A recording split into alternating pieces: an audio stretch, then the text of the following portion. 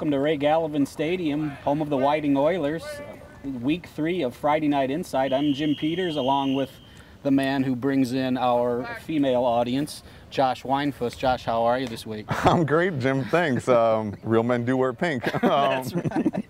You know, it's a beautiful day at picturesque Whiting High School. We have the train tracks over by our right. We have the lake out to our left. Yeah, absolutely. And you know what? We're here for a big game this weekend, aren't we? Week 3, and we could be deciding the conference title already. At the risk of offending everybody else in the greater South Shore, this is the one. Yeah. This is the one. Wheeler, the king. You know, never lost a conference game. Whiting, the contender to the throne, and a legitimate contender they are. You had some pretty good numbers. Let's you'll throw a couple of those numbers out there while we're talking about this big 2-0 showdown. Yeah, I did a little research, and Wheeler is 21-0 in 3 years of the Greater South Shore Conference. Last year they allowed 7 points per game, and this is a staggering number, absolutely staggering. They have outscored their conference opponents, get this, 1,146 to 137.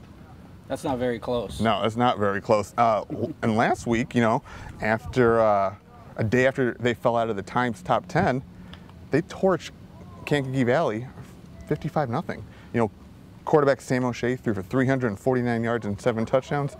I'd have to say these guys are rolling on all 4 cylinders coming in. Maybe all 8. I think it might be a diesel. I think the good news for Whiting this week is that Wheeler's back in the top 10. So I think Wheeler might have been mad last week that we knocked them out. So Josh had an opportunity to talk to Whiting wide receiver Steve KIELTYKA to see what he thought about this week's matchup with the Bearcats. Steve, big conference game coming up Friday night. Going to start the year off against Wheeler. How's this team feeling? We're feeling pretty good.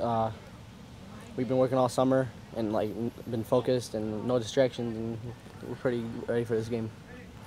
There's no secret about Wheeler's dominance in the league, but you guys are off to a pretty good start. 23 points the first week, 55 points last week. What's the key to this offense? Just spread it out, and we just get all of our weapons in the mix. Talk about the defense. Even though you are on offense, you haven't allowed a point all season. What's been pushing this defense this year? We just get pumped up every game, and we just want to do the best we can every game. What's different about the Wheeler game?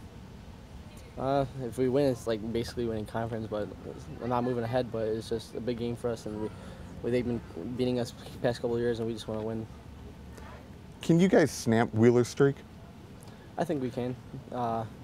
We just play how we've been playing the past couple of weeks, and I think we'll be fine. Steve KIELTYKA, Whiting, wide receiver. Steve, I hate to do this, but we have our F&I helmet sticker ready to go, and it's unfortunately on a Wheeler helmet. You mind putting on your helmet stickers? Yep. First one's a WC. Can you explain the meaning of what a WC is? The top performer of the week on defense gets a WC for Wrecking Crew. That's what our defense is called, and whoever does the best on defense in that week gets a sticker. Is there a meaning behind the skull? The skull is for sacks, tackle for losses, and number of tackles at position. Thanks, Steve. Josh, I don't know what to think about this one in regards to low scoring, high scoring. Wheeler has put up a ton of points.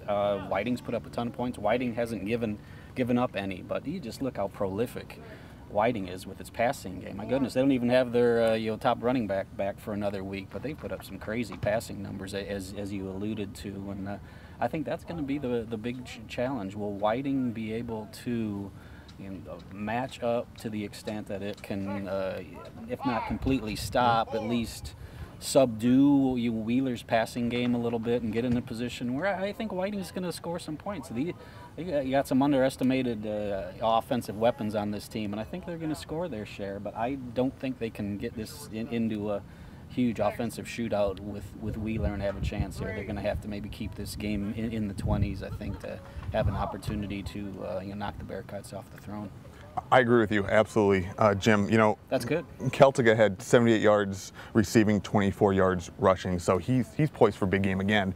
You know, they put up 55 on Gavitt last week, so you never know. This could either go the way you predicted, or it can be an absolute blowout. You know, it could just be fireworks all over the field.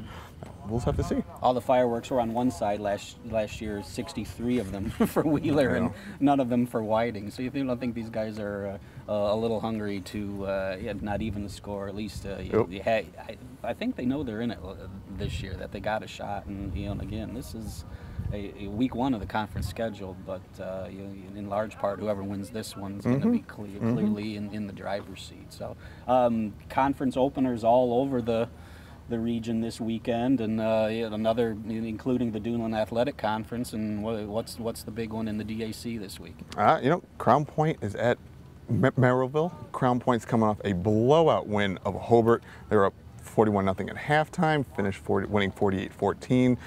Merrillville isn't exactly as stout as I think everyone thinks they were.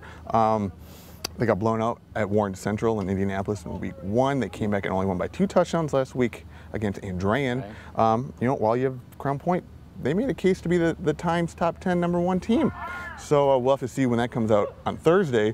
But, you know, I'm going to take Crown Point in this one. I don't think it's any surprise. I think they're the best team in this area. It'll be it's one of those where Crown Point had Merrillville's number for a handful of years in the earlier in the prior decade, but Merrillville's been arguably the preeminent 5A team, if not just any level team in our area, and they relished the opportunity to come back and prove that again, despite the opening loss to Warren Central. And Duneland Conference pretty wide open this year. That, as big of a game as that is, it's not the only one on the schedule. Crown Point looking to establish itself maybe as the favorite. Merrillville looking to hold its ground. LaPorte, Valparaiso, Portage, Lake Central, Michigan City, and Chesterton also looking to get to that 1-0 spot in the Duneland this week. We're going to see a little bit more how good Valpo is taking on a LaPorte team that's also had 2 impressive wins in its opening games. And the rivalries also around the area this week.